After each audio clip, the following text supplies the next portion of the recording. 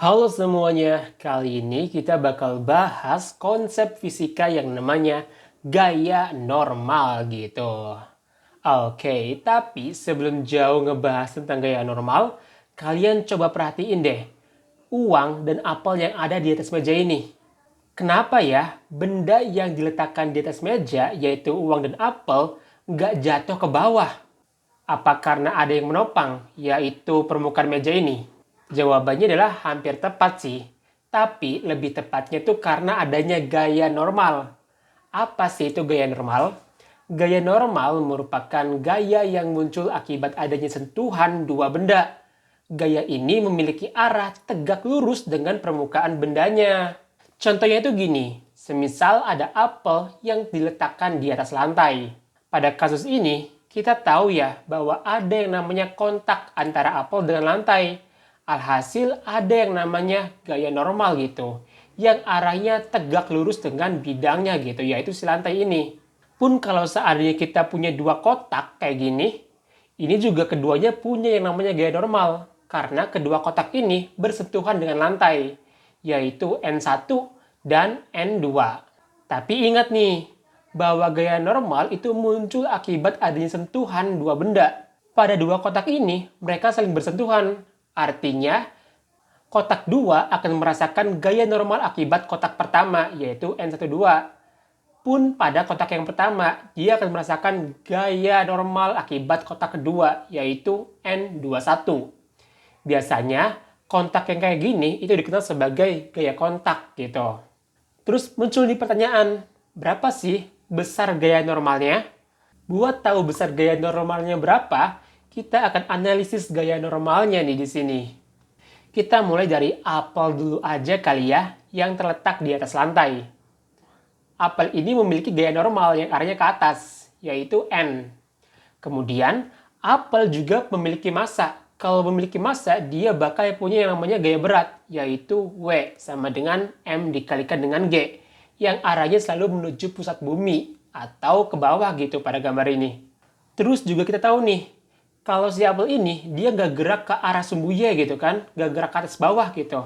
Berarti nilai percepatannya sama dengan 0 meter per sekon kuadrat.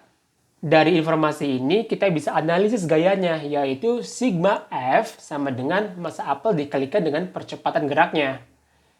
Total gaya yang bekerja, yaitu ada gaya normal yang arah ke atas, kita simbolkan dengan positif, dan gaya yang arah ke bawah, yaitu W, kita simbolkan dengan negatif, sama dengan massa apel dikalikan dengan percepatannya, yaitu 0 gitu, karena si apel diam, dia nggak punya percepatan.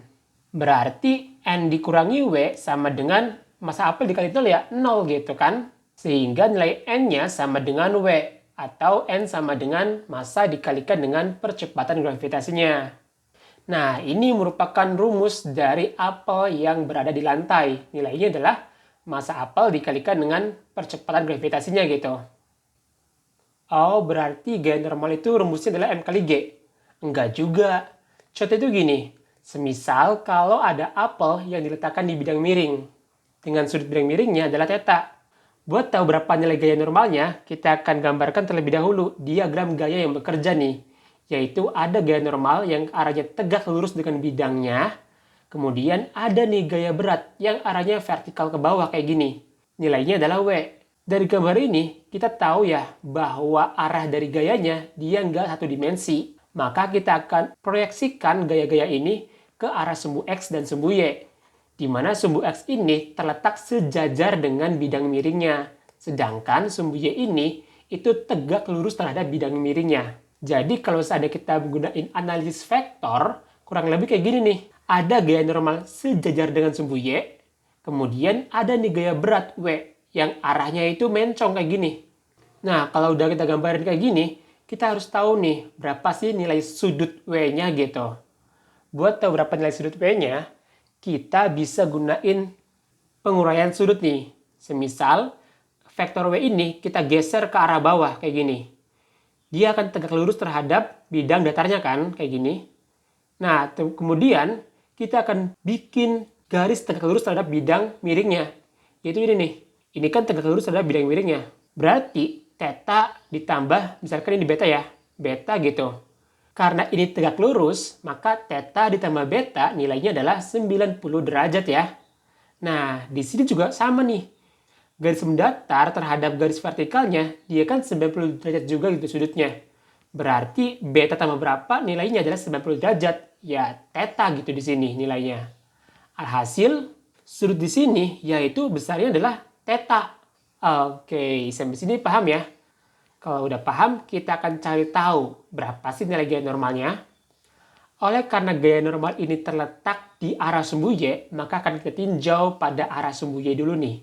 Nilai W ini atau gaya berat ini kita perlu proyeksikan ke arah sumbu Y. Kita akan gambarkan segitiganya nih, kurang lebih kayak gini. Ini ada W, ini adalah WY atau gaya berat pada arah sumbu Y. Cos theta nilainya adalah WY dibagi dengan W gitu. Maka nilai WY-nya adalah W cos theta. Nah, ini merupakan gaya berat yang diproyeksikan ke arah sumbu Y. Nilainya adalah W cos theta. Setelah tahu berapa nilai gaya berat pada arah sumbu Y, kita bisa gunain konsep yang namanya analisis gaya, yaitu sigma Fy sama dengan 0 atau total gaya yang bekerja pada arah sumbu Y sama dengan 0. Kenapa 0? Sama seperti sebelumnya ya, karena si apelnya diam gitu. Dia nggak punya percepatan, maka M dikali 0 ya 0 gitu. Jadinya sigma F-nya sama dengan 0. Total gaya yang bekerja, yaitu ada gaya normal yang arah ke atas, kita tuliskan positif. Kemudian W cos theta nilainya negatif, karena dia arahnya ke bawah. Sama dengan 0. Maka nilai gaya normalnya yaitu sama dengan W cos theta. Atau N sama dengan M dikali G cos theta, yaitu massa apel dikalikan dengan percepatan gravitasinya dikalikan dengan cos theta. Jadi gaya normal apel pada bidang miring nilainya adalah mg cos theta. Gitu. Dari dua contoh tadi kita bisa ambil kesimpulannya bahwa gaya normal ini nggak punya rumus baku gitu. Itu tergantung analisis kita gimana. Biar lebih paham, coba yuk kita bahas satu soal. Perhatikan gambar di atas. Jika apel ditekan dengan gaya 2 Newton, berapakah gaya normal yang dirasakan oleh apel tersebut? Menarik sih buat dibahas. Yuk, coba kita analisis gaya normalnya nih.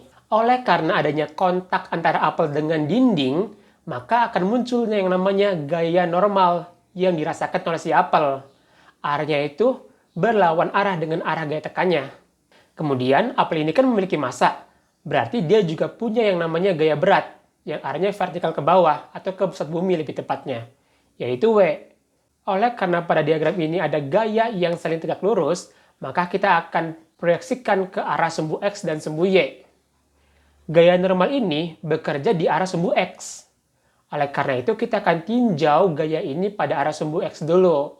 Sigma Fx sama dengan 0. Kenapa 0? Sama seperti sebelumnya lagi, karena badannya diam gitu. Kemudian, total gaya yang bekerja itu ada gaya tekan sebesar 2 Newton yaitu F dikurangi gaya normalnya yang arahnya berlawanan sama dengan 0.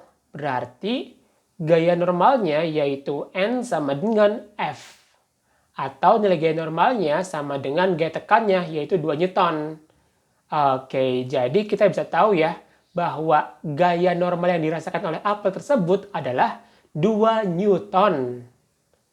Oke deh. Mungkin cukup sekian dulu pembahasan kali ini. Sampai jumpa di pembahasan selanjutnya. Dadah!